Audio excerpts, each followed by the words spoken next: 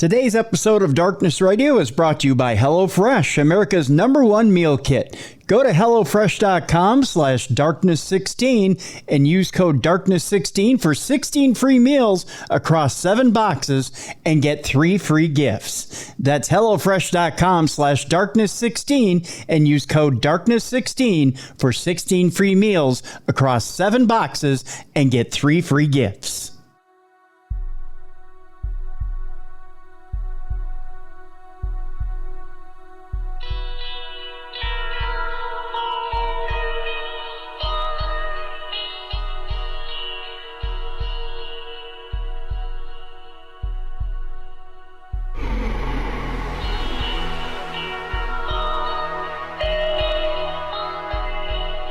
Welcome into the best in paranormal podcasting. This is Darkness Radio. I'm Tim Dennis. It is a Wednesday. It's a supernatural news day.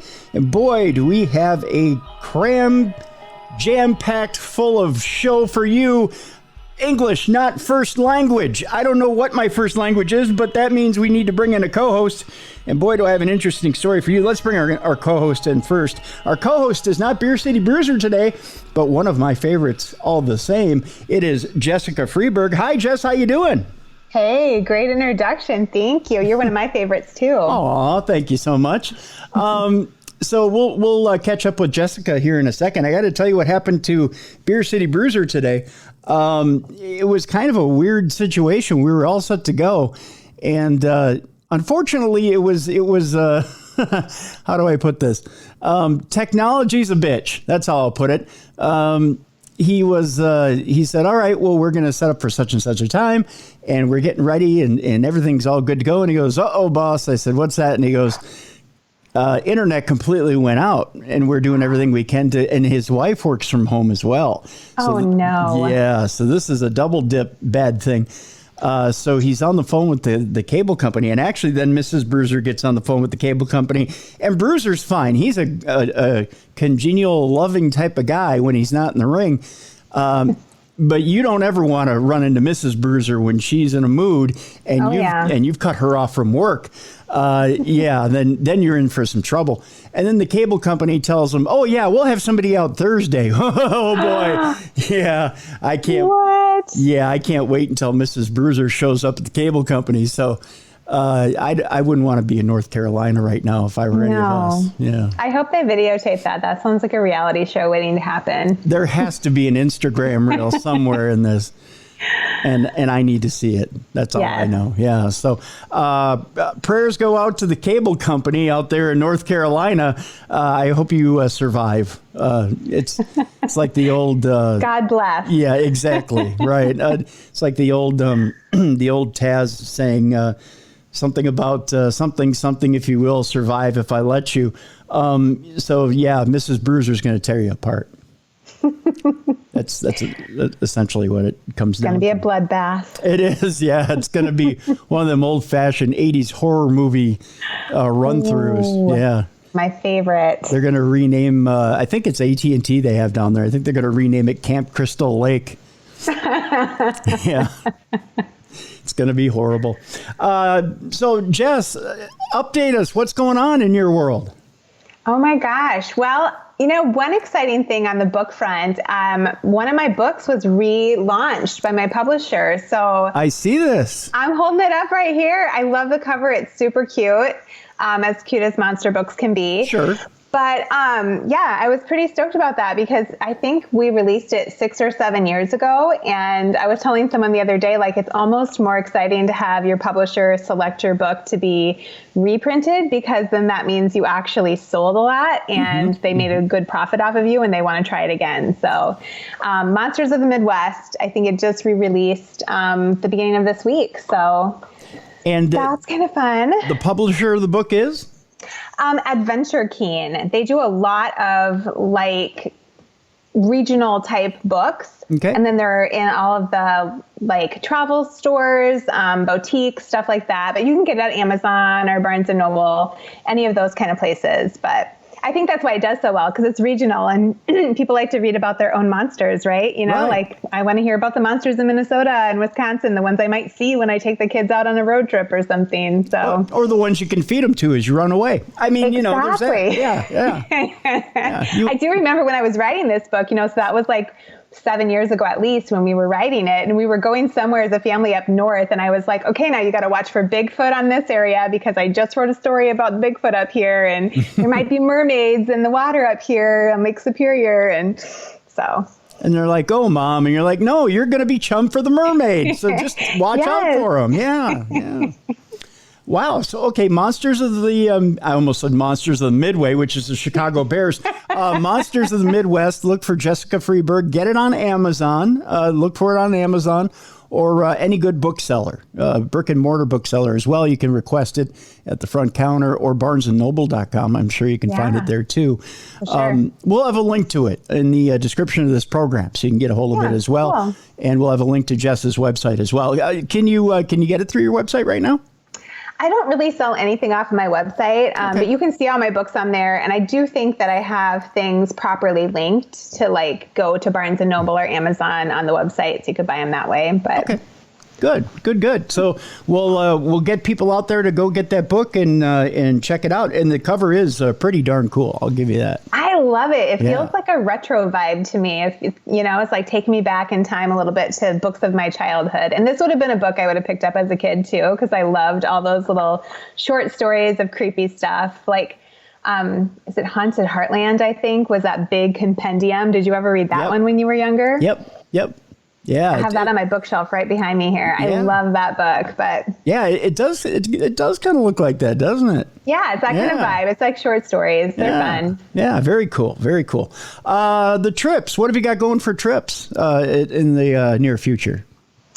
Well, we do have a Ghost Stories Inc. event up at the Palmer House, which we try to do one there at least once a year. We're trying to like kick into twice a year because we sell out so fast, and we want to make sure that people can get to those if they want to. So taking a little family trip to the Palmer House. The kids all like to go too, and we'll do a little ghost hunting there.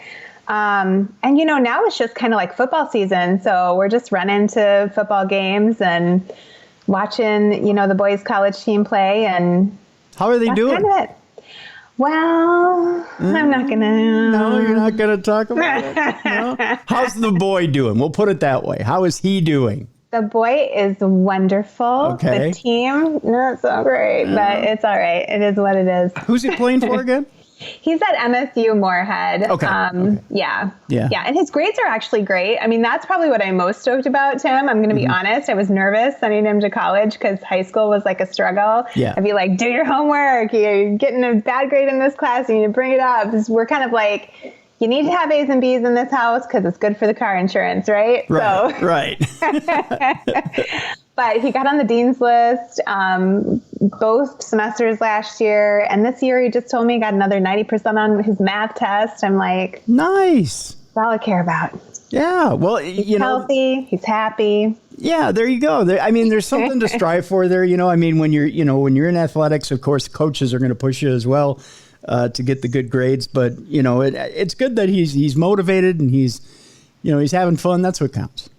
Yeah, he is. It's crazy, though, having a kid in college, though. Oh, I know, right? I don't think I'm old enough for this. You're not. I mean, what? Did you have the kid when you were 5? I mean, come on. Yeah. 29 forever. Yeah, exactly. I mean, I don't think you're that old by any means. I mean, like I said, they had miracles of science back when you were a toddler. So that's right. That's right. In today's show, Jess, I'm telling you, we've got some crazy, crazy stories.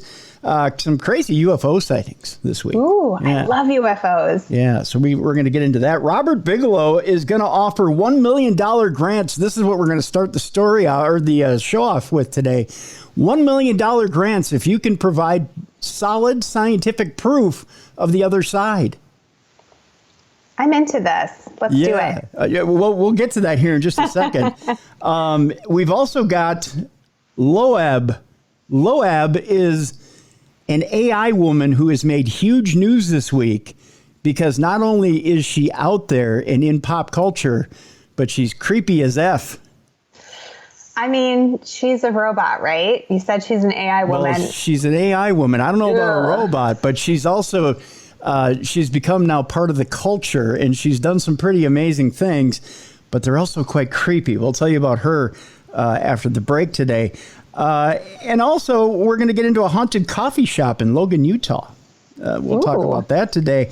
And we'll wrap up our 12 scary stories and kind of creepy stories that we were getting into the last few weeks. We got 3 of those left today. By the way, I want to remind you guys, Parashare. We've got 2 different ways now for you to get us your Parashare stories. Of course, you can always write Tim at darknessradio.com. We want you to get a hold of us there and leave us your stories by email.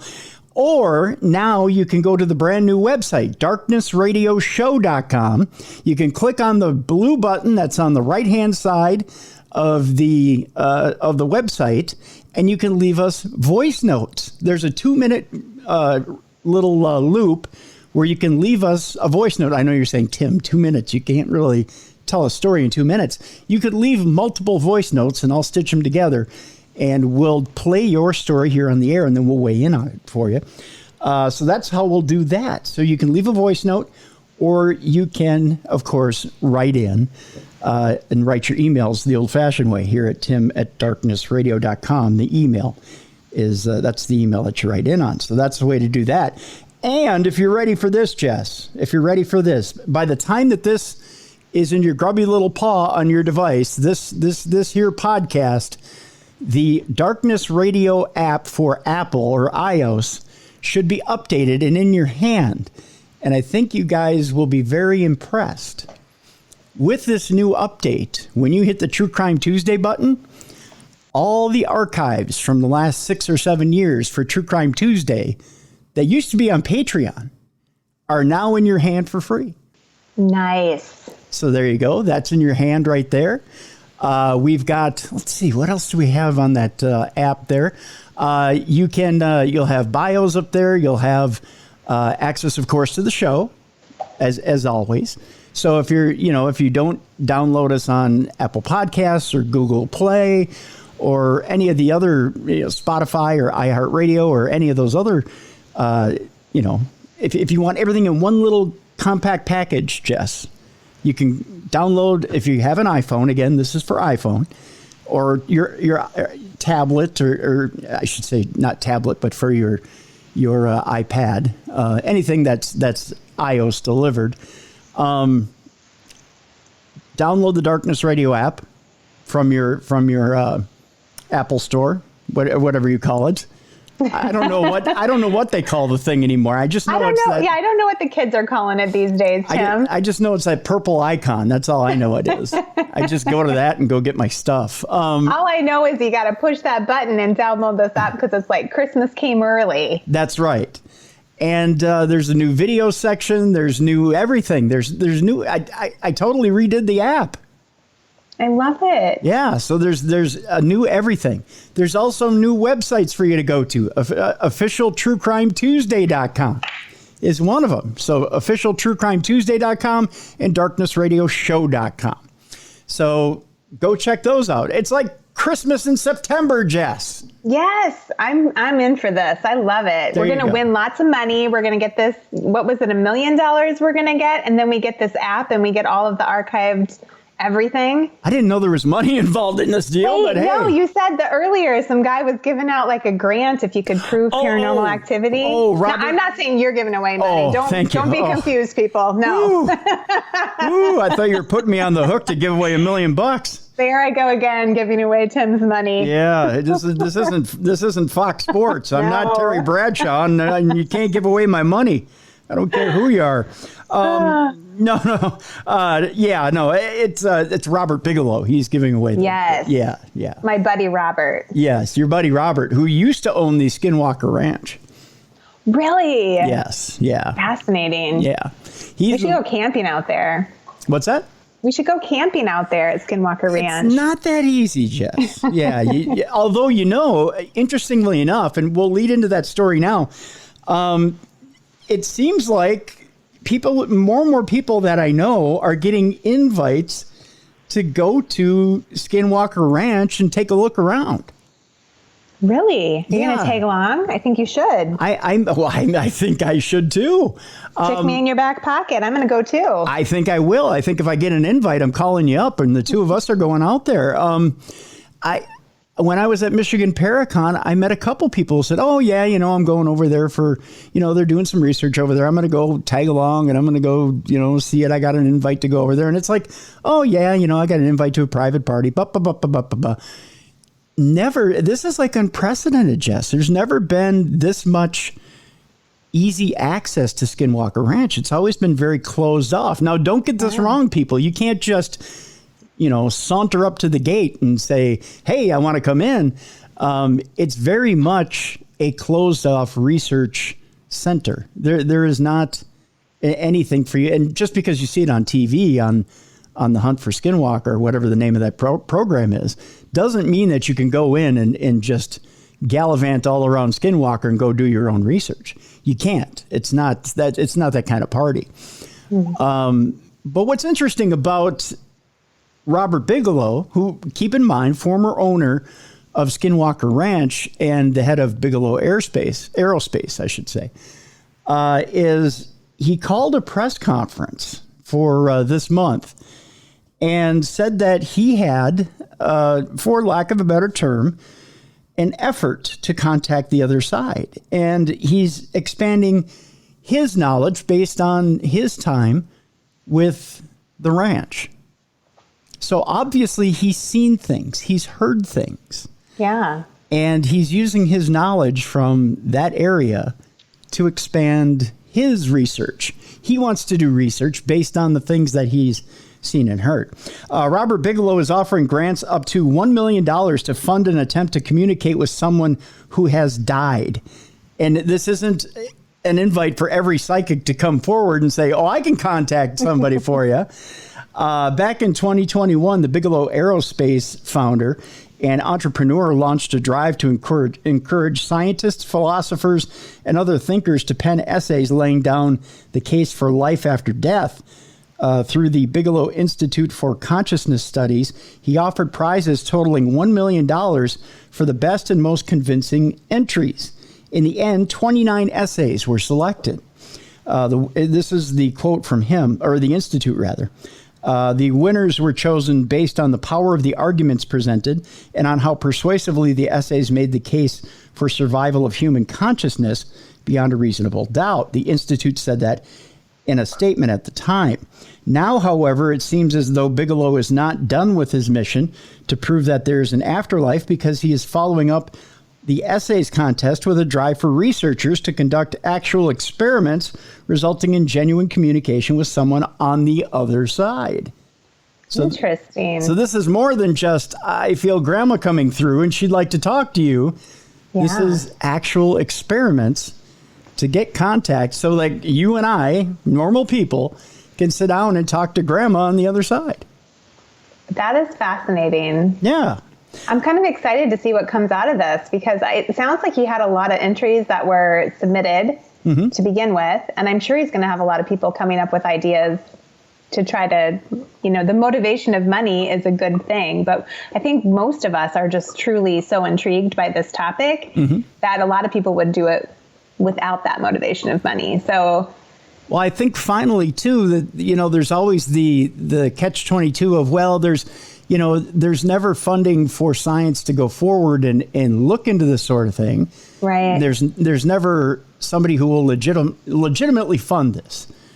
And now Robert Bigelow's come forward and said, "Well, I'll legitimately fund it." We're the legitimate scientists who will come forward, scientists that'll come forward and actually put the money where the mouth is and the mouth where the money is.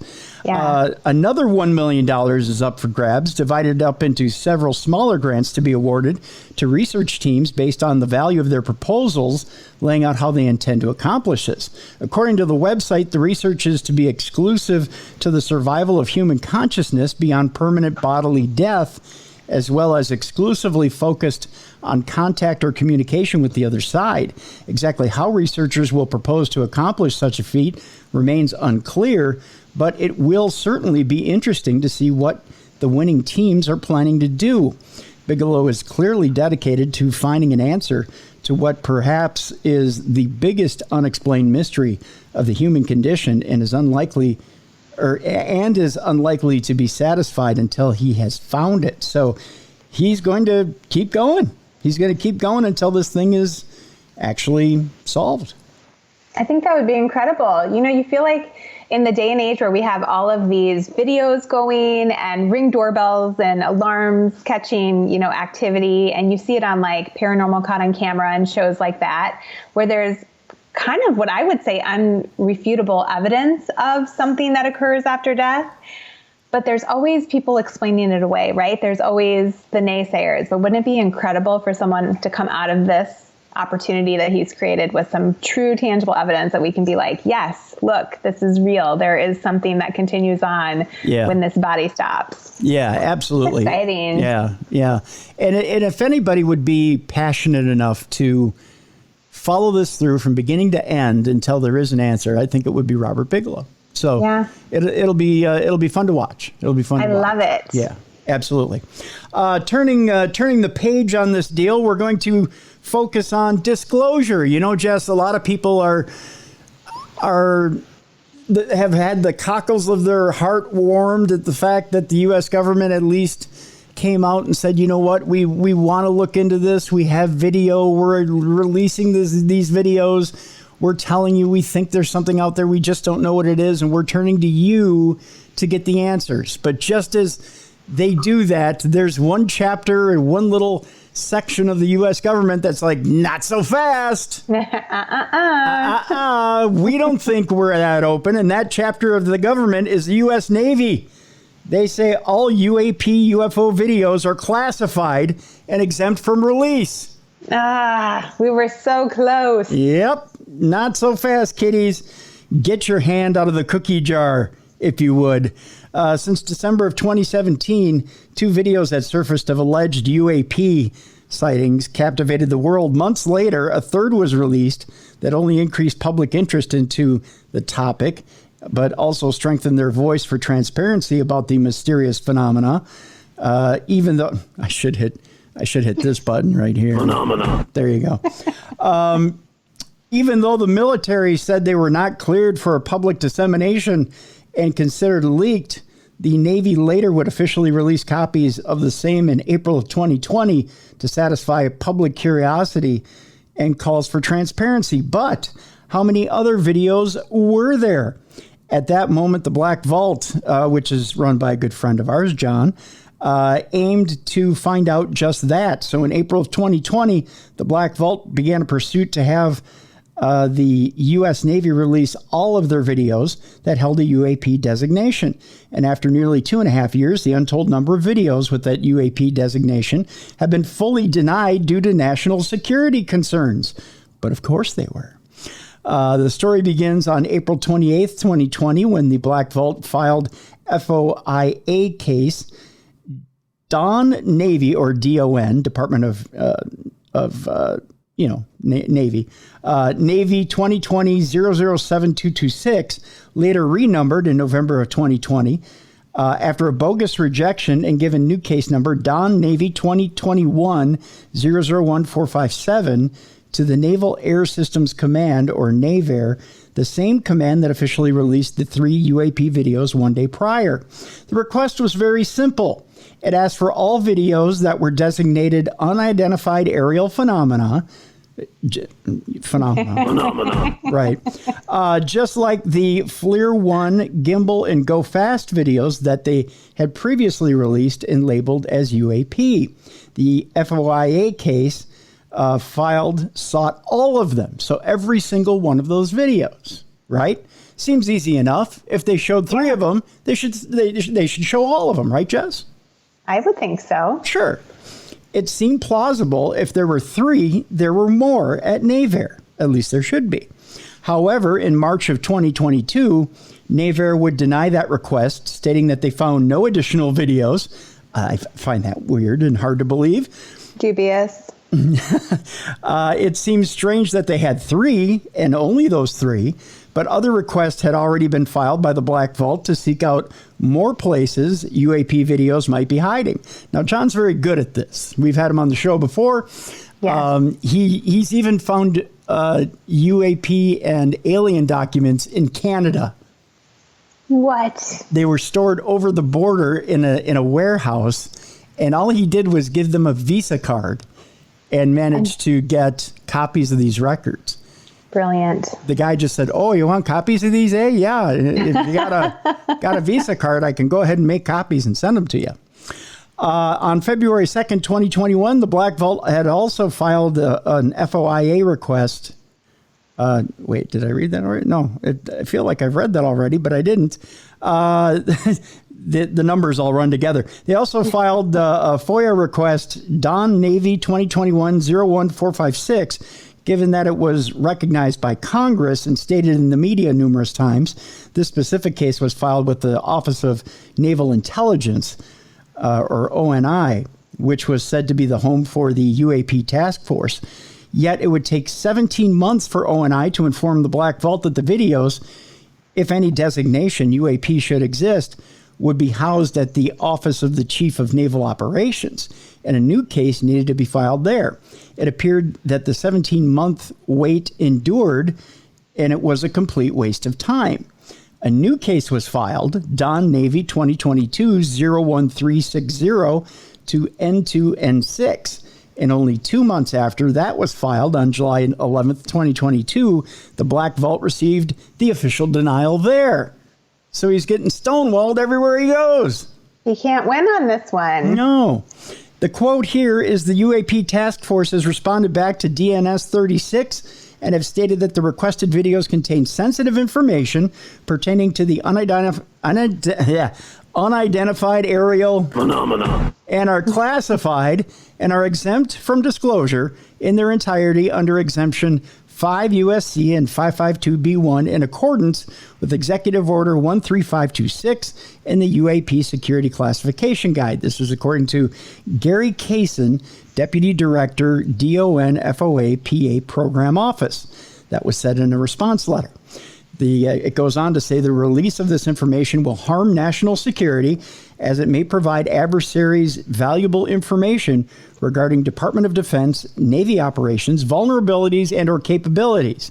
No portions of the video can be segregated for release. They're keeping secrets.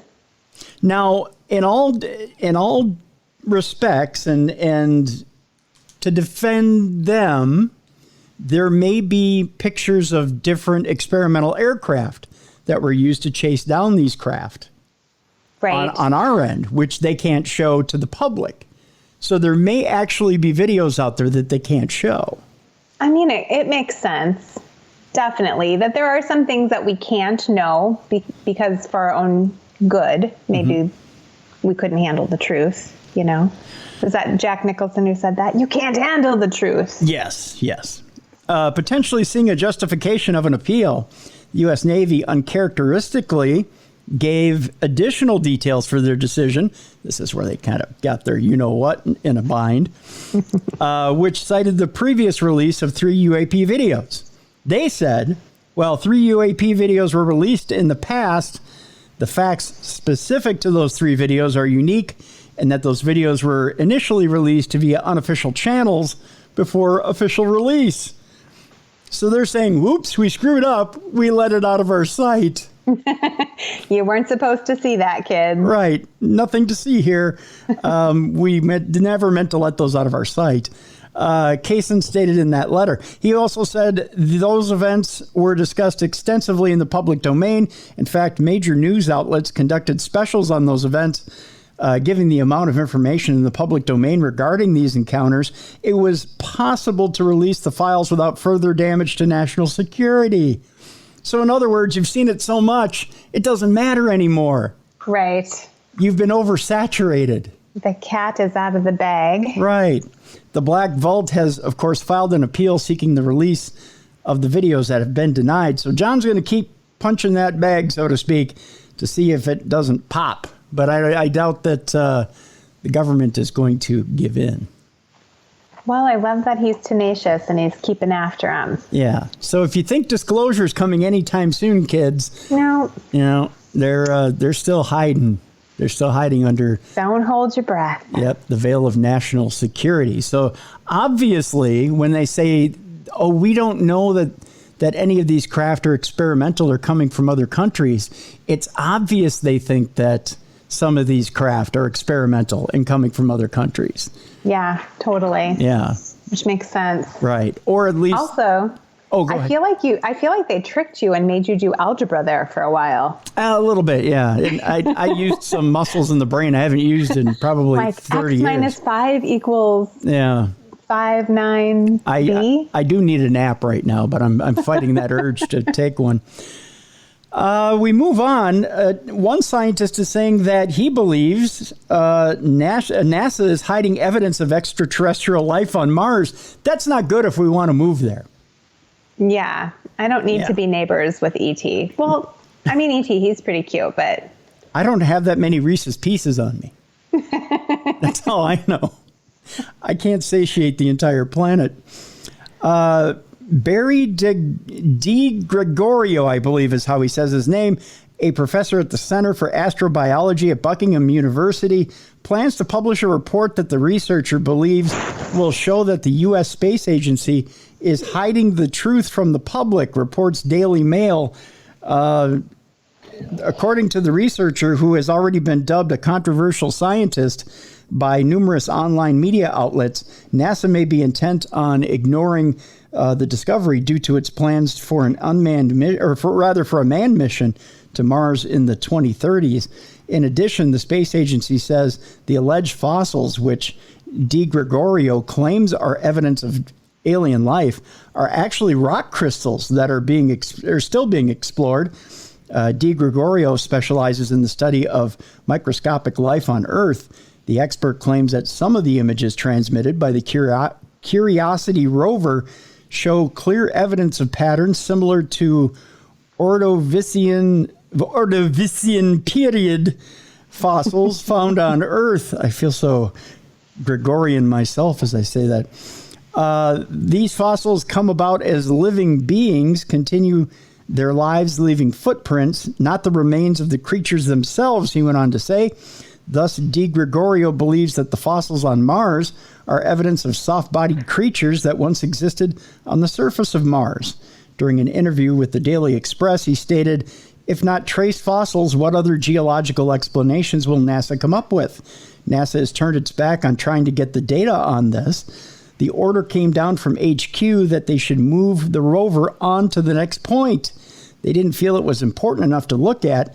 I thought that was very odd, despite the fact that Gale Crater was host to probably a series of lakes for billions and billions of years. We're talking about something that might have been the equivalent to the Ordovician period on Earth." On the other hand, the space agency claims that what the professor found is probably crystals. In his defense, Di Gregorio argued that such an explanation is meaningless since the crystals do not branch or twist. He argues that we can talk about something similar to the Ordovician period of the Earth, which occurred 485 or 444 million years ago. Why did NASA instruct the Curiosity rover to continue its journey without studying the fossils? Well, no one knows. And by the way, Di Gregorio is not the only one who is sure that there was life on Mars. Scientist John Brandenburg is another expert who claimed that there was life on Mars. However, Brandenburg believed that extraterrestrial life on Mars was more complex and not limited to the presence of simple organisms. This is not the first time that NASA has been accused of withholding information from the public. However, the fact that he is a recognized professor at one of the best universities in the world is even more worrying. So I don't know. What do you think, Jess? Are there former neighbors on Mars, or is it just rock fossils? I think it makes sense that there was life there once upon a time. Do you buy the theory that we all came from Mars at one time? I've never thought of that theory before. I'm open to most theories, though. I don't know. Anything is possible, Tim. I'm truly open to all the possibilities, but that one I'm not sure about. I kind of think when I think about aliens and cryptids, I kind of think like interdimensional makes a lot of sense, but that's a whole nother conversation. Right on. An interesting story that comes out of a Mexican town. There's a UFO photo that was released this past week, and people are doing a fact check on it. There's a UFO photo over a Mexican town, and they're wondering if it's authentic. An unidentified flying object sparked headlines on Tuesday after they were picked up by a Mexican news outlet, with some claiming the object had extraterrestrial origins. However, multiple people came forward to claim credit for the images, one who openly admits that it's fake, raising doubts about its authenticity. With great reveal narratives permeating online ufologist communities amid recent disclosures from the U.S. military and the Pentagon, the photo has fueled excitement, controversy, and skepticism among UFO enthusiasts. If it's the one oh no, this is a stock illustration. Okay, not the one referred to in the story. If it was that stock illustration, I was going to say it's fake. On September 2nd, Mexican news outlet Radio Dual Televisión posted a video to its YouTube channel in which the resident of a Mexican city of, I believe it's Vallehermoso, I apologize for my Spanish, claims he photographed a UFO. The man, named as Juan Manuel Sanchez, said he initially intended to take photos of some storm clouds when he suddenly saw an object floating in the air. This according to the video's description translated from Spanish. In the clip, Sanchez points to an area of the sky above a blue house across the road where he claims to have seen the object in the photograph on August 17th. Explaining why he did not get a video, Sanchez says that he did not switch his camera from image to video mode in time before the object moved away. And I don't blame him. I mean, it's pretty hard to switch your phone over that quick in order to get video of something like that. The story was subsequently picked up by news outlets in other countries, including The Sun and news.com.au, which is in Australia. However, Sanchez claims were disputed on Monday of this week when a member of the Midjourney AI group on Facebook said that they created the photo using artificial intelligence software. But of course they did. That seems to be the rage these days. Come on, people. Stop doing that. I know, right? Midjourney AI says it is an independent research lab focused on artificial intelligence by deploying the Midjourney bot, which seems to be the bot to create art with these days. It can be accessed on the group's official Discord server. Users can create AI-generated art via a text prompt. The Facebook user, whose display name is Pancho, God, what a name, said they generated the UFO image and posted it to another Facebook group where it then took off. In the comments section of their post, they added that the Facebook group they posted the image to was a very active UFO sighting group in Mexico, but provided no other context. Once again, one of my mischievous random posts on Facebook groups went out of control, and it says not even my original post. Someone from another group grabbed the photo and posted it somewhere else. Then it became viral, and now it's on The Sun, Pancho wrote. People need to hire me to create fake news, he said. Oh, no, that's the last thing we need. No, we don't need more fake news out there. Pancho also took a screenshot of what appeared to be a post in the Midjourney AI Discord chat showing the UFO image along with the text prompt, highly defined UFO flying over poor Mexican townhouse. That would create a picture? Oh, no. I mean, and that's what he generated, was this picture that went viral? Supposedly, off of that small sentence. Yeah. Whatever. Firstly, the definition of a UFO is simply an object in the sky that has not been identified. A UFO is not necessarily extraterrestrial. The purpose of this fact check is to assess the authenticity of the original image, not if the object is a UFO or of extraterrestrial origin. Most of the claims around this story are hard to verify independently without access to the metadata of the original images. Pancho did not provide a link, of course. Pancho isn't that smart. They said they made in the Mexican UFO sighting Facebook group, and Newsweek was unable to locate their alleged post in the Midjourney AI Discord group. Another issue is that the house in the UFO image is real It can be seen in the Mexican news video on YouTube, meaning that at least part of the image is not AI generated. Addressing this in the comments section of his post, Pancho said, "That's because the AI took a Google Street View image." Yeah, sure. Oh, our technology has gotten too good.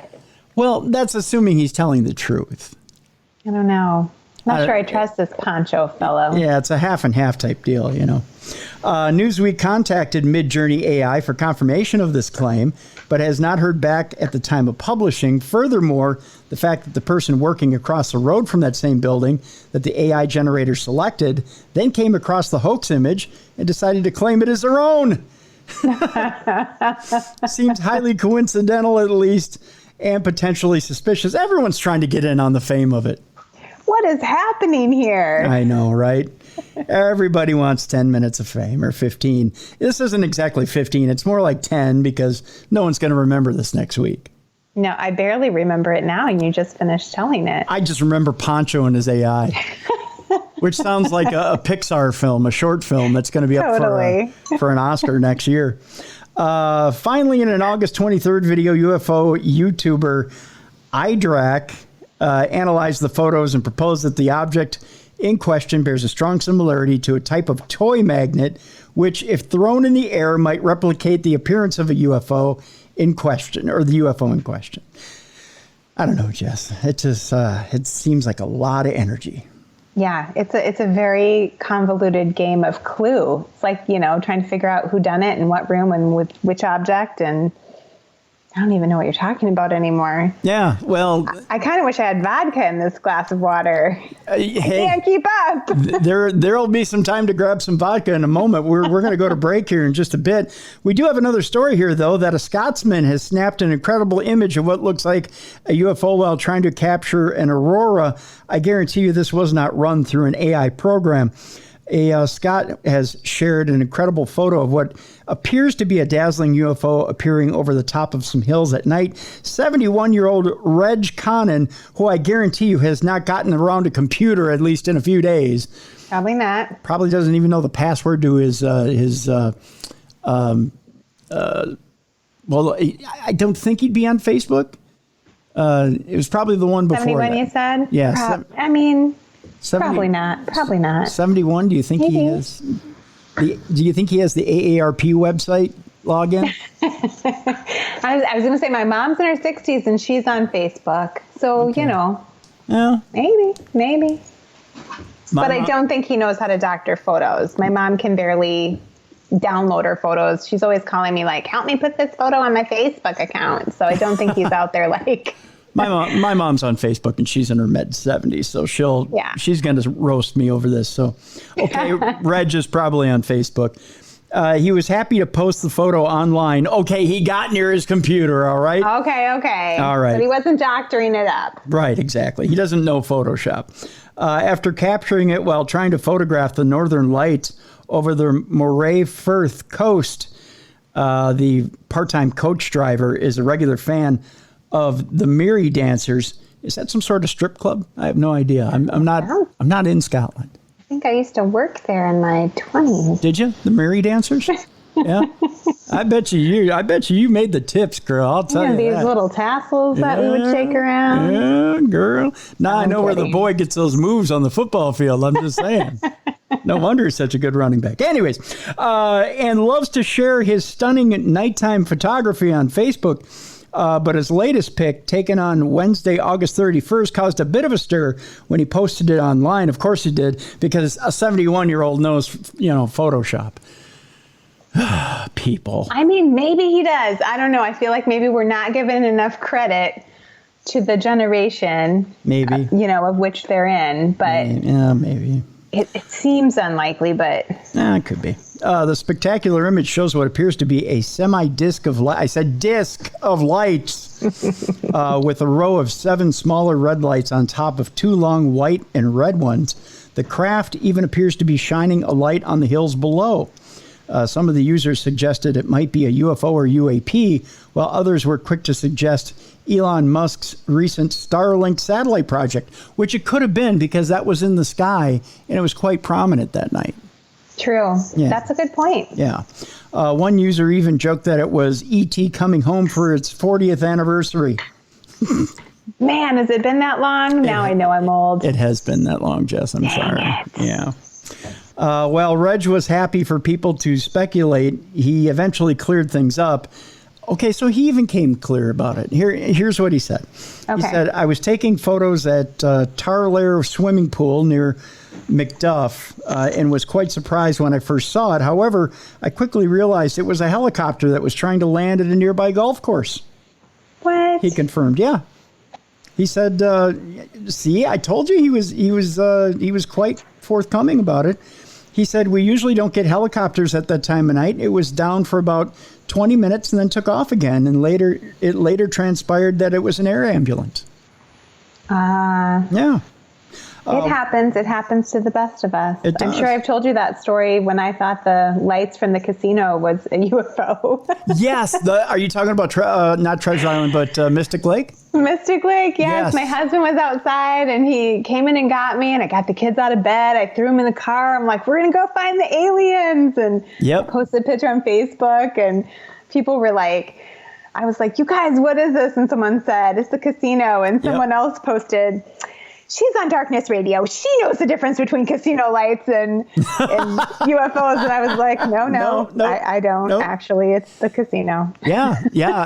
The first time I saw it, I was fooled by it too. But then I realized the casino's out that way. Those are spotlights. Yeah. Yeah. Oh, it's really exciting 15 minutes of my life, though, until I realized what it was. Because they're so bright and powerful, and the way they triangulate, you're like, what the hell is that? It's like the mothership is above you. Right. Yeah. I mean, yeah, it's pretty fascinating. One follower of Reg's post confirmed that the photo was indeed captured or had captured the flashing red lights of an aircraft. They explained it's been captured on a long exposure as it moves across the sky. I get that all the time in Iceland whenever I do aurora hunting near, how do you pronounce this? Keflavik Airport, I believe it is. My apologies to all of Iceland, all three that are listening. They ruin a lot of good photos. Reg was happy, though, as his nighttime photography trip was a success, as he was able to capture some beautiful shots of the northern lights as they appeared in the sky above Moray. I tell you, there's a lot of beautiful shots of the northern lights, and Reg actually got some really beautiful shots of the northern lights. So there you go. I mean, he got what he was looking for. Seems like they've been really clear the past week or so. So many pictures on Facebook of the northern lights. Yeah. They're just magical. Yep. Absolutely. I believe we have one more story here before we go to break. And that story is, speaking of beautiful things in the sky, mysterious objects being seen over several states. We go to Tucson, Arizona, where southern Arizonans have been baffled by strange lights spotted in the early morning sky. This was on Wednesday, September 7th. As seen in the University of Arizona's Hydrology and Atmospheric Sciences webcam, it appears to be flying to the west or northwest at a seemingly low altitude. After the object goes out of view, another is seen descending at the extreme left of the camera's view. Strange sightings are not alien to Arizonans. I see what they did there. In fact, State 48 is a hotspot for unidentified flying objects, ranking in the top 6 states at the National UFO Reporting Center. Nick Pope went on record as saying, I have very seldom seen a piece of footage which seems to capture 2 entirely separate UFO events. A former UFO investigator for the British Ministry of Defense went on to say, it's like 2 for the price of 1. It's an amazing piece of footage and a great catch. Pope, who is on the popular TV series Ancient Aliens, lives in Tucson. He says the UK and the US governments have a similar process of elimination. He said, first of all, you would interview the witnesses, said Pope. I understand this is picked up on a remote camera, but some people around other parts of the U.S. did see it too. So the first step is to identify and speak to as many people as possible to try and piece together a coherent picture of what happened. The second step is to reach out to the military. It may be that there is some military activity that might explain a UFO sighting, whether it's aircraft exercising or dropping flares. Radar is also important. A visual sighting corroborated by radar evidence is priceless. According to WFIE, similar objects were seen over areas of Kentucky as well.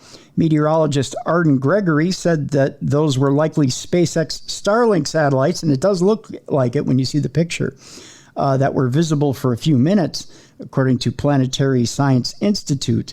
And astronomers do agree. It's a neat sight for sure, but nothing to be worried about.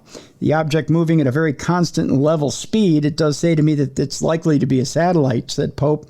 The second object is rather more interesting in the way it appeared to be falling to Earth. Again, with my skeptical hat on, I would say it's likely to be a fireball meteor. I would love it to be aliens because that would be the most interesting and fun explanation, Pope went on to say. Sadly, in this case, I don't think that's the answer, but if we're going to make first contact, I would love it to be in Tucson. Of course he would, because then Nick Pope wouldn't have to go anywhere. Exactly. Just come to his back door. That's what?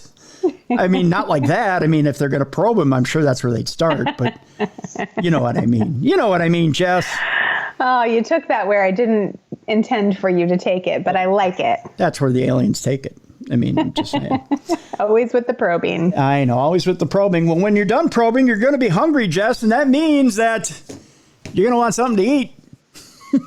I'm going to take this in a place you didn't expect it to go either. I don't know that I'm hungry anymore. I still want vodka. I just don't want vodka. Food. You just don't want food. When we come back, folks, we've got more stories on the way for you. We're going to check out a haunted coffee shop in Logan, Utah. We're going to meet Loab, who is the creepiest AI woman ever generated.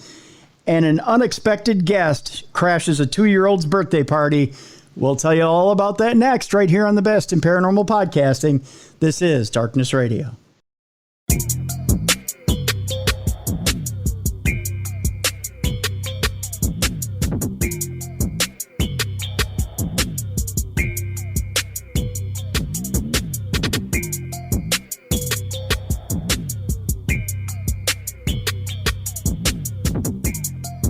Welcome back to the Best in Paranormal Podcasting. This is Darkness Radio. I'm Tim Dennis.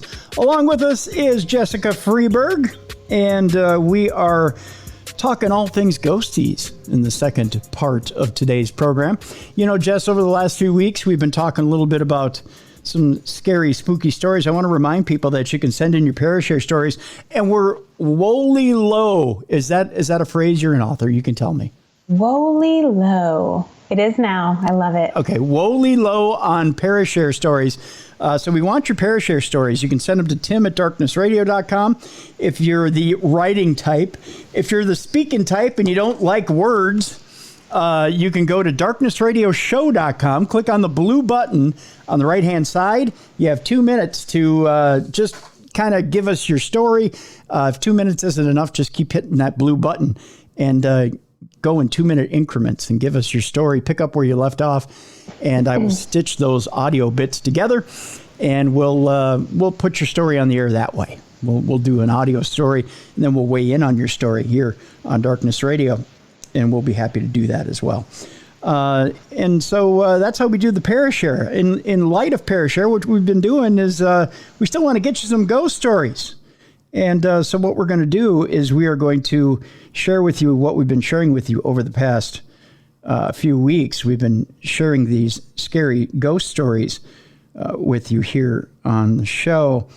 Last week, I think we told you about the ghost who came to play, but I'll give you this one here, Jess. The ghost who came to play. This true ghost story may strike you as more awe than eek, but only until you consider that we really have no idea what our four-legged friends can sense that we cannot. You have two of them in the background right now, I believe. Oh my gosh, they've been playing grab ass the whole time we've been on here. I keep muting and saying, stop it. Yes, I do. I have two dogs in here right now. Okay. Well, maybe this will get them to stop playing grab ass. Are you ready for this? Yes. Okay. This story is called The Princes in the Tower. This is the story of two young princes. I know you're thinking of the Spin Doctors song from from the early 90s, but it's not. Brothers Edward and Richard, who were imprisoned in the Tower of London to prevent them from becoming king and heir apparent, respectively. In April of 1483, when King Edward IV died, his eldest son, Edward V, who was just 12 years old, briefly became king. Because of his young age, he had a regent appointed. The regent was the young king's uncle, known as the Duke of Gloucester. This uncle was known to be deeply resentful that the boys even existed. If it weren't for them, he would have been next in line for succession. What happened next is shrouded in mystery. Indeed, it is one of the strangest British royal family mysteries. It appears that the young king and his brother, Richard, the Duke of York, were kidnapped and locked away in the Tower of London, after which the Duke of Gloucester declared himself King Richard III. The two young princes were never seen or heard from again, and two small skeletons that were eventually found in the tower are believed to be all that's left of them, other than the ghostly apparitions, that is. British papers have reported on visitors who claim to have seen the ghostly figures. Is it tabloid fodder or the proof of the paranormal? That's for you to decide. Proof, 100%. Proof, 100%. Okay. Second story we have for you today is the ghost of the hanged man. One theme that many ghost stories have in common is that they offer a sense of justice in return for a wrongful death. This particular ghost story, however, offers a somewhat different take. It's about wrongful treatment and death and revenge in the afterlife. On October 13th of 1877, Robert Schmale was hanged after a trial that found him guilty of a terrifying and inexplicable murder spree. The townspeople were filled with so much anger and hatred that they left his body hanging for days. The tale says not one of the townspeople demonstrated even a shred of remorse, let alone forgiveness. Since then, Schmale is said to have been haunting the town. Those who have seen him say he appears as a ghostly male figure, but as soon as the figure registers in your mind, it disappears, somewhat maddening. I can't say the word. That's a hard one. Maddeningly? Maddeningly. Yeah. Wait. Maddeningly. You know, he's mad. It's madding. It's mad to you. It's mad. It's mad to you that he's disappearing in your mind into the darkness. Sure, I didn't stick the landing, Jess, but you get the idea. It's okay. I just listen to what you mean sometimes, not what you say. God, I was on a roll there, and then they threw that goddamn word in there. Maddeningly. Maddeningly. That shouldn't be a word. That word is wrong. Maddeningly.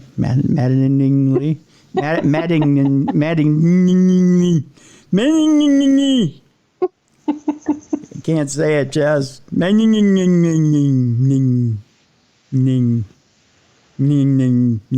Let's talk about a haunted coffee shop in Logan, shall we? Yes, please. We go to Logan, Utah, where, by the way, when I go to the Fox 13 website here, evidently the haunted coffee shop isn't the most exciting thing going on. Really? Logan, There's other stuff going on in the world? Oh, no, in Utah. Ooh. The big scandal there is the Utah cheerleaders showing off their breasticles to the football team. What? Yeah, right? You know I'm going there right now on my laptop as we're talking. Fox 13. It's fox13now.com. Check it out, kids. There's a little scandal going on over there. Ruh-roh. Evidently, they just discovered sexuality in Utah. Just saying. Anyways, we'll talk about the haunted coffee shop instead in Logan, the second biggest sin in Utah. Sorry, I don't mean to laugh so hard at that, but it just makes me laugh. A haunted coffee shop in Logan brings in paranormal experts to investigate. A Logan coffee shop has brought in paranormal investigators to back up their claim that the location is haunted.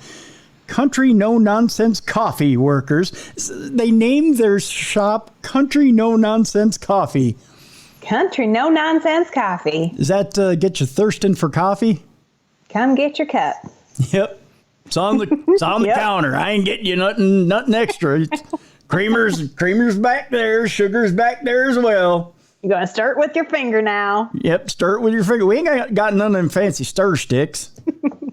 we ain't got none of them flavored creamers neither. I don't think they have this accent in Utah, but maybe they do. I think maybe they've watched too many episodes of TV. Yeah. So country no-nonsense coffee workers have no doubts that spirits visit their shop. I definitely believe it's haunted for sure. Like I said, with everything going on, it would just be hard to debunk it as fake, said assistant manager Gretchen Zitting. We would just make jokes about it, like, oh, it's the ghost again, drinking all our coffee and blowing all our profits out the window, you sumbitch. No, they didn't say that. And just blow it off. But once I caught the growl on security, I was like, okay, it's something darker, something more. Maybe we should look into this a little more, said owner Sarah Avalos. The shop employees were so spooked, they decided to call in the experts to collect evidence. It's good to get proof, though, so people don't think we're crazy, said Avalos. It's good to have evidence. The investigators said they caught a motion light turning on when no one was around to trigger it. That's their big evidence, Jess. Well, that's a thing. I mean, motion light. Motion light. Let's go home, kids. We're done here. That's it. Scary. It's Satan. Let's go home. It's the devil playing with the motion light again, kids. Yep. Satan's having a good time with the motion light. Let's go grab a cup and go home. It's no nonsense coffee, you know. Audio clips supposedly contain a growl, the sound of an elephant. They have a lot of elephants in ancient Utah. Wow, this is getting interestinger and interestinger. Yeah. Is that a word? I don't think so. Well, we made it now. Yeah. Mm-hmm. Along with maddeningly interestinger. Yeah, exactly. And a conversation where they say you can hear the spirit gasp. It's like, and then scandalous. Yeah, they probably heard about the the titty search over at the football field. Yeah, yeah. Say, did you hear about the titty on the football field? Yeah, even the ghosts are talking about it. It's a big story in Logan, evidently. I don't know. Quite the thing. Yeah, I know, right? Boobies. Yeah, boobies. Well, I'll say. Investigators also shared a video where something took over their computer screen for 17 minutes when their Wi-Fi was off. Ooh. What does that mean? Something took over their screen. I don't know. I want to know more. Is it like something popped into the screen and started like making faces at them? Right? They're like dancing. Dun, dun, dun. It says, I like watching ghost hunters, and it takes a lot to catch something. You have to be there for hours, and they caught a lot in 3 hours. They were there for a whole 3 hours, Jess. Yeah. Good time. That's a good amount of time. Those are some hardcore investigators. Mm-hmm. Did they make it to the witching hour, though? Well... Did they get to 3 a.m.? Because those are the hardcore. They came in at 7 and left by 10. Ah, yeah. Lame. Evidently, there's a big scandal in Logan, something having to do with naked boobies. I had to get out of there. Yeah, Too much. I'm surprised that they caught so much, Avalos said. But the spirits don't stop the four walls of the coffee shop. Avalos says they continue to make their presence felt in the batting cages right next door. Really? They love them some baseball, Jess. They're getting all charged up on the coffee and they're going over and hitting some balls. Yeah, exactly. I'm going to see if I can put this one over the wall. By the way, did you hear about the boobies? It's always been interesting, but after we caught the growl, I didn't want to be here at night. I was just like, let's hurry and close. Hurry and get out of here because it's a whole different feel at night. Well, yeah, because they got bats in their hands. Yeah, well, and the growl in the ghost defense could have just been that he was hungry. I mean, maybe it's a coffee shop that doesn't have food and they're just like, too much coffee, got a little irritable bowel going on. Yeah. The coffee can make your guts just kind of go. Exactly. Bring in some muffins. Yes. Give that ghost some food. Right. I'm with you on this. Either that or he's really getting charged up to go over to the batting cages and hit some balls. He's like, rah, yeah, I'm ready. I mean, I'd be. I used to play baseball. I'd down a couple, pots of coffee and go over and hit some balls. I didn't think you were going to say coffee. A couple of boobies. I had a friend, my best friend in high school. We played together on the high school baseball team, and he had to. I tried to match him burger for burger, but he had a pregame ritual where he had to eat 6 plain burgers with lettuce from Burger King before every game. Wow! But he was thin as a rail. Man, I can't imagine doing that now. Just one burger from Burger King would give me indigestion. Well, they were the tiny little, like 59-cent burgers at the time. They'd be like 99-cent now. But I'd be like, I can't eat a plain burger. I'll eat a cheeseburger. So I would eat 6 cheeseburgers before a game, and I'd be so logy I'd need to take a nap in right field. And they were the end of your professional baseball dreams. He got drafted by the Oakland A's. I went to college. Just laying in the field, sleeping, drooling. I got diabetes. He got a professional contract. It didn't work out so well. But, it is what it is. Should have gone without the cheese. Yeah, right. Moral of the story. Right. I should have went with the plain burgers with the lettuce. He had the lettuce. He had some healthiness on there. That's why. See, he knew.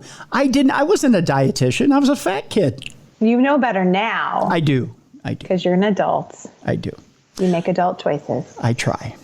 The paranormal investigators join with Avalos and shop employees and they don't shop employees. Shop employees. It's the wrong emphasis on the wrong syllable. And shop employees in saying the place is haunted. Now those work inside on a daily basis. Let me try that again. The paranormal investigators join with Avalos and shop employees in saying the place is haunted. Now, those who work inside on a daily basis are trying to not upset the ghosts, goblins, or ghoulies. They try to get along, I guess. If you do show reaction to it, they will make it stronger. That does make it stronger, rather. And if anything, we just really want it to pass on and leave us alone, said Avalos. I try not to think about it too much. Country no-nonsense coffee workers say they're hoping to do ghost tours in October. Oh, sure, they want to ignore it, but let's exploit it for cash. Okay, I was just going to say, you can't not think about it when you're taking in the money for the ghost tours. Right, yeah, exactly. But plan to stop after Halloween so they don't irritate the spirits. So how does that work? Like, let's fire it up in the month of October, but, can you go away now? It's November. And the spirits are like, yeah, it's cool. We get it. It's October. Yeah, it's our time. Cool. By the way, when do we get our cut of the cash? And by the way, can you make us some more coffee? We're going to go hit some balls. I don't know. It's kind of weird that way. Okay, so let's talk about a creepy woman haunting the internet who is made out of AI art. Let's talk about that woman. Yeah, this is the second time we're bringing up AI art yet today. Loab is her name, and she ain't pretty. I'm going to hold up a picture here for you, Jess. I don't think we want to see her boobies in Logan, Utah anytime soon. No, she ain't pretty, is she? She's terrifying. Yeah, kind of zombie-like. No, thank you. No, she's what we call homely, I think is, yeah. Beat with an ugly stick. Yeah, there's that. Is she a demon, a cryptid, or nothing at all? That's the question. Are there ghosts in our machine? Well, of course not, but a recent viral Twitter thread might have you believing there is something sinister lurking in your behind your computer screen, just waiting to be unleashed. On September 6th, the internet was introduced to Loab, L-O-A-B, an apparently AI-generated woman. That's in quotes, by the way. Quote, woman. I don't know that that's for real, or for play. The internet promptly began calling her the first cryptid of latent space, or creepy, a demon, and I don't feel comfortable saying this, but this is the quote, a queer icon. Oh. I don't know why you call her that. I don't identify her as anything like that. Not getting that vibe, but... Yeah, zombie-like. I would call her zombie-like. Yeah, zombie-like for sure. It looks like there's some flesh missing on her nose, and Left eye, right eye. Yep. There's a lot going on here, so let's explain it to you. First, to understand Loab, you need to understand what's happening in AI art. Yes, AI art is here, kids. In the past few months, AI art, that's art generated by artificial intelligence tools, has skyrocketed to prominence thanks to the proliferation of tools like DALL-E, DALL-E Mini, Mid-Journey, and Stable Diffusion. These programs let users punch in a short phrase or a prompt, which the AI interprets to create an image. Going from prompt to image takes a few minutes at most, and images range from downright disturbing to whimsically beautiful to, wait, an AI did this? In early September, a video game designer won a Colorado art competition with a piece of art generated in Mid-Journey, which we told you about last week. The prominence of AI art in stories like the art competition have led to a crisis for artists and designers, with some suggesting it has created an ethical and copyright black hole. This is because the AI generates new images based on a mammoth amount of real art created by human beings that it's been trained on. The AI is not just taking old images and reworking them as new images, though there's a lot of computation and math involved. If you ask an AI to draw a picture of a hat, it doesn't mix all the hats in its database together and spit out the most average hat. Instead, it kind of guesses what you're looking for based on all the images it is trained on and develops an image of a hat you've never seen before. It's really oversimplified this, but the main message is this. Don't think of the images it generates as a collage of old images. So that's how we get to Loab. So who or what is Loab? Well, Loab is an amalgam of human features in the shape of an older woman generated by an artificial intelligence art tool. So Loab does not exist. Loab is not real. Loab was created by Twitter user @supercomposite using an image prompt.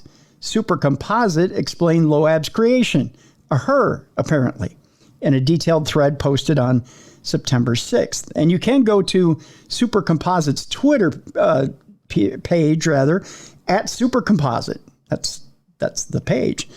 And you can see the side-by-side of who the real woman is and what the AI art is. And it's disturbing, to say the least. The tweet says, I discovered this woman who I called Loab in April. The AI reproduced her more easily than most celebrities. Her presence is persistent, and she haunts every image she touches. CW, take a seat. This is a true horror story and veers sharply macabre. That's just weird to put up there. It's a weird tweet. But it's got two images of her, and she's just absolutely frightening. In short, Supercomposite punched in a negative prompt, which tells the AI to create something that is the opposite of the prompt. The negative prompt they used spat out a mostly unintelligible image of a skyline with the letters Digita PNTICS emblazed across it. Then they used that as a negative prompt, and the AI spat out pictures featuring a long-haired older woman with rosy cheeks. Supercomposite named her Loab because one of the images generated some text that seemed to say Loab.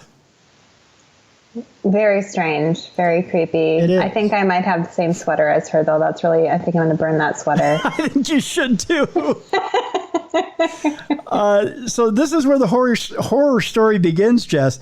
The next step was to prompt the AI by mixing other AI-generated images with images of Loab. Supercomposite took those first creepy images of Loab, and here, I'm going to show you this, Jess, real quick. Let me see if I can blow this up so you can see the original images of Loab. Tell me you would never want to age like that. I mean, God help me. Right? Better not. Okay, anybody who ages like that, I mean, not like I'm judging anybody on their looks, but doesn't she look like a burn victim? I mean, yes. This isn't an actual person, though. This is still like... This is AI art. This is not a person. This is like if AI took a normal person who had sustained major facial injuries and distended their face even more. And then said, okay, let's try to put them together like AI would put together a person. So they're not real. These aren't real pictures. They're very realistic looking. Right. Let's just not make her a tulpa. Let's not bring her to reality and fruition of being by, thinking about her and talking about her. Because if I got up in the morning and rolled out of bed and her face was there. Oh, but it's too late, darling. I'm about to read this part of the story. No. Ready? I don't want this to be happening. Oh, it's too late. Ready? The next step was to prompt the AI by mixing other AI-generated images with images of Loab. Supercomposite took those first creepy images of Loab and essentially told the AI, hey, draw me something new with this woman as a base. That spawned all types of macabre and gory images with headless humans and children with horrifying faces emerging from the AI's computations. No, this is like, I don't like it. But then it gets worse. No. Are you ready for this?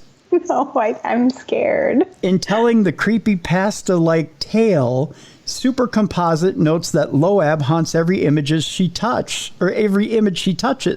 which makes perfect sense in the way that the AI art generators work. They've taken a prompt, the original images of Loab, and mixed them with other images to generate more images. The AI Supercomposite, writes, can latch onto the idea of Loab. It's unclear. So basically, she absorbs pieces of everything she touches and morphs her look. It's unclear at present which AI generator Supercomposite used. They told CNET this was deliberate because they did not want to advertise the AI tool and didn't want to start some kind of viral trend of people making gory stuff with the tools I've used. Some have questioned whether or not there's more to the story and whether Supercomposite was able to generate these images using specific prompts in the AI. These prompts are not public knowledge, and as prompts are the key to generating images, there's a chance these prompts helped inspire some of the more gory or macabre aspects. There's also the possibility that many images generated that featured an element of Loabness were much cheerier but didn't fit the thread and weren't used. It's a creepypasta since I embellished the creepiness, but the process and the phenomena are totally accurately described in my thread, Supercomposite told CNET. Grotesque and concerning, or just a clever creepypasta. Loab is a thing now. She even has her own Wikipedia page. No. She's a thing, Jess. People are going to start catching actual photographs of her. We're going to see videos of her, just like Slenderman. I don't like it. Notably, Loab isn't something you can recapitulate in an AI image generator like Midjourney. If you use the prompt Loab, you get all sorts of different images, none of them featuring this woman that's in this article. I don't know if I really need to say this, the writer of the article says, but that means Loab is not some demon haunting AI art generators. Supercomposite told CNET that if you use the same negative image prompt in the tool they used, you could generate Loab again. However, the software has changed so that the exact same technique is not possible, but you can work around it.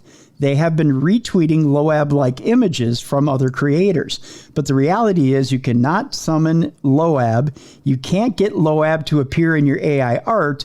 Punch in Wonderful Fun Time Playland, and Loab isn't going to appear ready to suck out your eyeballs or something. There's simply no way to find Loab.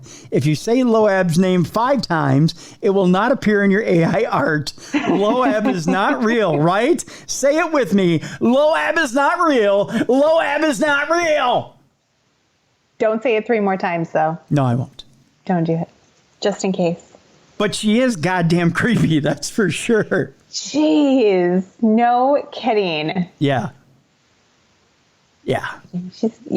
I'm not creeped out by much, but she is seriously.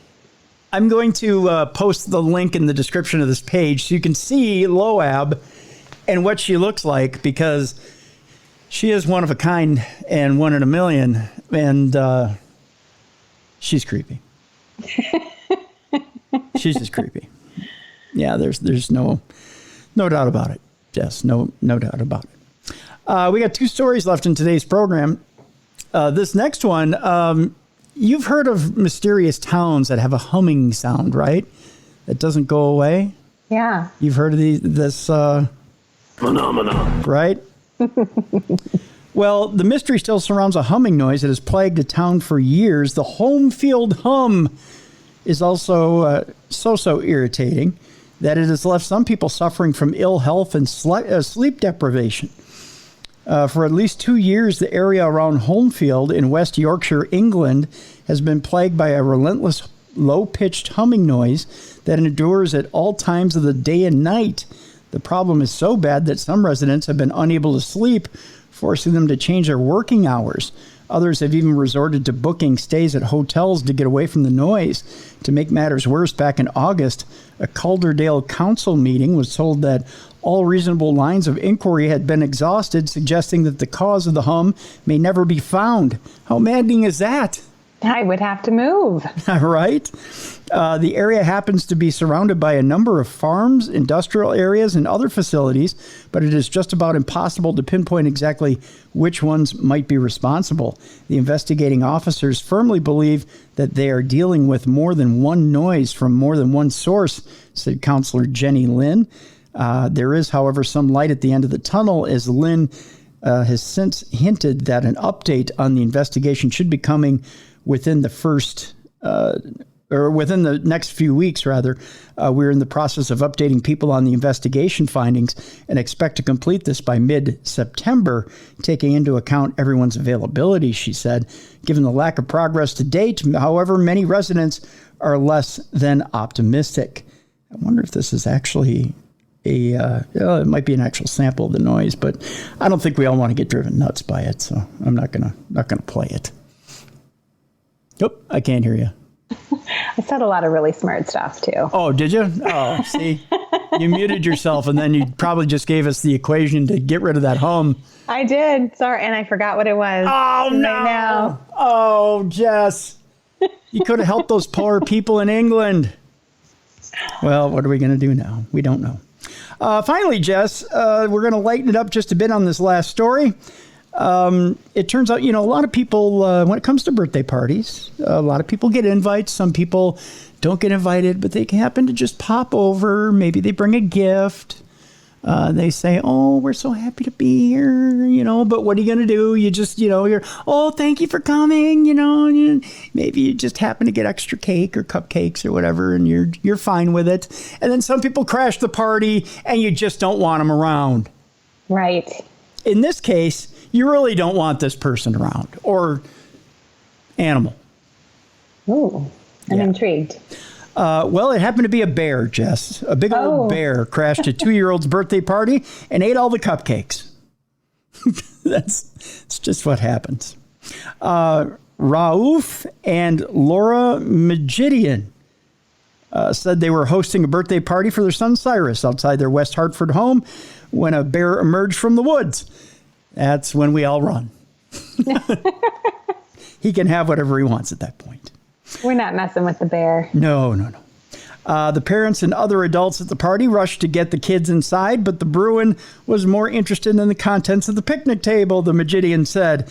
The bear was filmed feasting on cupcakes. Oh, they filmed it! Aww. They couldn't have been that scared. I mean, it would be kind of cute. Yeah. Was he wearing a tutu? Yes, a tutu and a party hat. Those are my favorite kind of bears. Yep. The bear was filmed feasting on cupcakes from the picnic table while the party attendees watched through a window because they were that brave. So there you go. That's our story, our last story for the day. So remember, if you think life has just got you by the short and curlies and there's no hope to anything at all in life, remember, you could be the people at that party not enjoying your cupcakes. There's a bear eating your stuff. Not good. I don't know. Not good. I don't know. I don't know what that means. So, Jess, you have do you have the Palmer House trip on sale right now? We do, yeah. There are tickets available on Eventbrite. Ghost Stories Inc. Facebook page has an event up for it, too. There are a handful of tickets remaining. And we do art workshops, writing workshops. So we offer, a little bit more than just the ghost hunt, but of course that's kind of the crowning jewel or the jewel in our crown. Is that what the phrase I'm looking for? the ghost hunt at the end of the night is always the fun part. Extra fun. Right on, right on. So you got that going on. Of course, the book is Monsters of the Midwest. Yes, good memory. Thank you. I take extra drugs for that. It's available on Amazon, BarnesandNoble.com. We'll also have a link for Jessica's website as well that you can get in the description of the show. And other things to remember, darknessradioshow.com, officialtruecrimetuesday.com. You can listen on officialtruecrimetuesday.com. You can listen to all the archives of True Crime Tuesday for free on that website, just because, we're nice guys over here at Darkness Radio. So we've made those available to you. Those are now free and available to you to listen for and to and whatnot. I'm just finding different words to use there. So that's up and live and available. If you are an Apple app user on the Darkness Radio app, it should be live and ready to go by now. You should have seen an update if you're already subscribed to it. If not, go get the Darkness Radio app if you're an Apple user. Everything you could possibly want for Darkness Radio is on that app. You've got a live feed for the shows, the Darkness Radio shows. That archive of True Crime Tuesday is on there. And lots of other goodies and surprises. It's been completely overhauled, so that is ready for you as well. Let's see. I think that does it for business there. Remember, HelloFresh, there's a deal out there for you right now. You want to get a hold of that deal. HelloFresh is America's #1 meal kit. Go to HelloFresh.com/darkness16 and use the code darkness16 for 16 free meals across 7 boxes and 3 free gifts. Folks, be sure to patronize. Don't patronize, but patronize our sponsors. Visit them, use the specials. We only give you sponsors here on Darkness Radio that we use ourselves, that we fully endorse, that we enjoy, so that you enjoy them as well. And we want you to patronize those sponsors because they believe in us and they are sponsoring us. We want to thank HelloFresh for sponsoring this program today here on Darkness Radio. Thank you so much to HelloFresh. Be sure to use that special. Again, it is HelloFresh.com/darkness16. Use the code darkness16 at checkout for 16 free meals across 7 boxes and 3 free gifts as well. Tomorrow on the program, MJ Dixon is with us. MJ Dixon is going to be talking to us a little bit about her trip to London. She is in charge of Sage Paranormal overseas. They have a conference coming up to Virginia, I believe, in October. We're going to be talking about haunted royal houses. And yes, and other haunted royal history.